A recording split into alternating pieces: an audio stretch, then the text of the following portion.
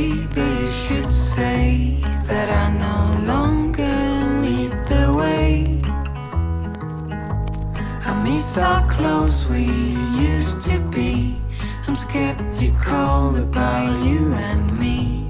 And when I hear your bass beat,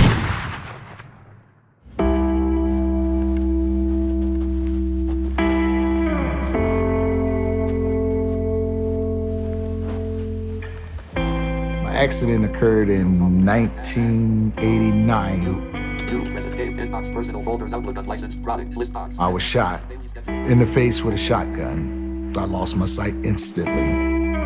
Hello? After I lost my sight, I had this attitude that nothing can stop me. I ended up in the Department of Correction here in North Carolina.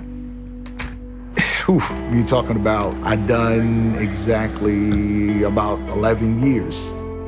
Can you imagine just waking up every day like, I wonder what's gonna go down today or what's gonna happen to me today? For a blind man in prison, there wasn't too many options, and I knew I wanted to make a change, but the opportunities was not there.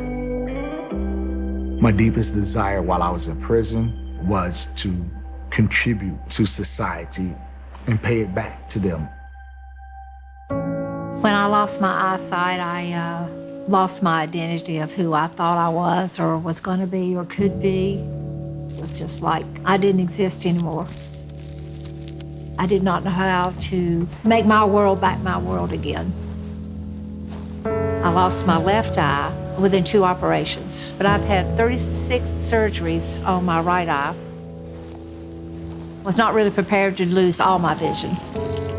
I did a lot of things that I wouldn't be able to do anymore. It was just too diabolical for me to take the next step to go forward. I didn't know where that step was. I got very depressed, and I didn't feel I was worthy anymore. I couldn't look at my children. I couldn't see my children. I literally wanted to die. I was always the one that took care of everything, that did everything. I just couldn't understand why me, why me.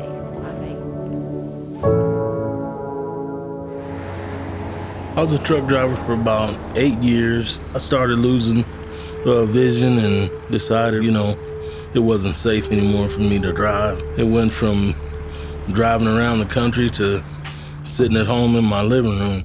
I started getting depressed, gained a lot of weight, had a heart attack.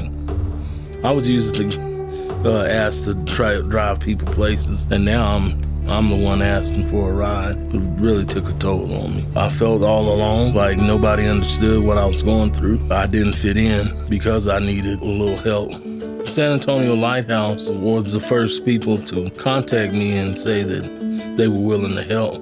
We actively seek out people in the local area that meet our criteria for being legally blind or visually impaired, and we provide them a job opportunity. And then we provide them the skills training, the vocational training, and any of the adaptive technology that they would need to be successful in the job that we've hired them for. My job title is stalker, but I also help with the deployment letters to help the guys find what they need in the store. The Lighthouse was willing to see what my visual impairment was and to help me with tools that I needed to work with.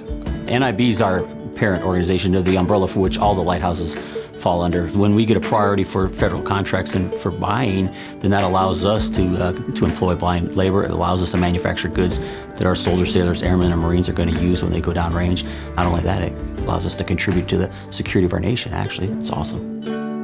By me being blind, I was assigned to a social worker, and they came to me and said, hey, we have an opportunity for you. And they was telling me that it was a manufacturing plant that sews military apparel for our men and women in the military. The opportunity felt like it was my best way to contribute and give back. It was a challenge, but it wasn't a challenge because I wanted to work. I wanted to contribute. 70% of adults who are blind who are able to work, they're unemployed. At IFB Solutions, we believe in that pathway to success. We just take a sighted person's job, a sewing machine, for instance, and we can add just the slightest little adjustment so that a blind person can do that same job. IFB Solutions was the very first place that opened their doors to me to accept me the way I am. They told me that they had a sewing position available, and I said, sewing? How does somebody blind sew? They made me feel very welcomed and actually as though I was important to them. I hadn't felt that in a long time. We want you here, so you don't worry about it. You just stay calm, and we'll teach you if you have the capacity to learn.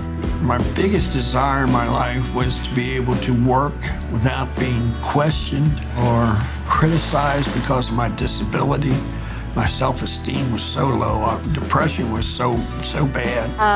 The trainers did not give up on me. If one could not get me to accomplish what they wanted done, another one took over. National Industries for the Blind is this amazing umbrella, right? With all of these agencies underneath it, about 100 agencies, and they act as the gatekeeper between the need of the military and the federal government and IFB Solutions, who's gonna make that product with the highest quality. IFB Solution started this Army combat shirt for Massif maybe 8 or 9 years ago. Before I was able to work on this, there was some modification. There was 3 foot pedals because I was one of the first blind people that introduced this particular shirt for the Army. They came to me and said, "Hey, Rod, we need you to help us figure out how to make it accessible for a blind or vision impaired person."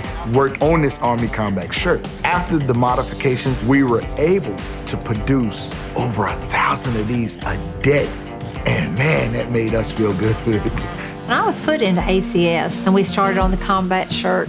It was a real question mark because it does require a great deal of sewing. For everything that's done on here, there's a person that's done it. One shirt takes about 30-some people doing this shirt. It makes me feel like my heart is filling up again. Yes, our soldiers are our backbone of our country. And so we need to protect them and take care of them the best that we can. Our little community sticks together to get that accomplished. And it's a good feeling. I served in the Army from 1972 to 1975, and there was a lot of negativity. There was a lot of protests against the war. But I was always so proud to be serving our country. And now IFB Solutions gives me the opportunity to serve our military now. And I think that's going full circle. Making these shirts for our men and women that are serving our country now means the world to me. I want that shirt to be as good as it can be. Being blind, I had to figure out a way to do some of the things I do now, and especially bowling. Here we go, baby. And I learned how to do it and then roll with it.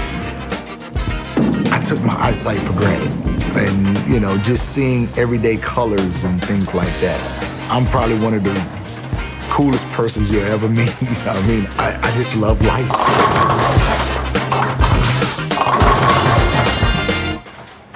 When people see what blind people can do, their minds are blown.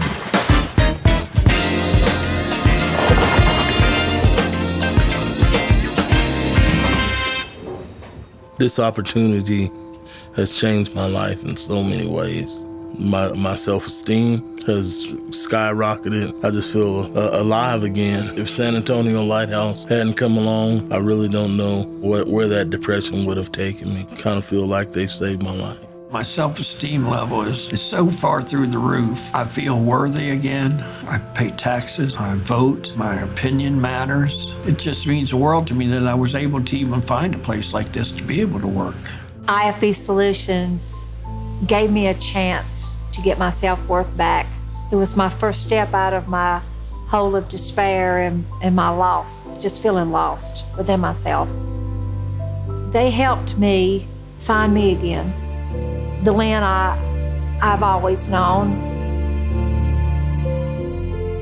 They were my lifeline when I didn't even think I had it left anymore, They just really were. National Industries for the Blind are out there telling our story every day to those people that are in power to make decisions over appropriations and decisions for set-asides and job placements and those things that are important to us as an industry. And they tell our story every day, and they tell it very well.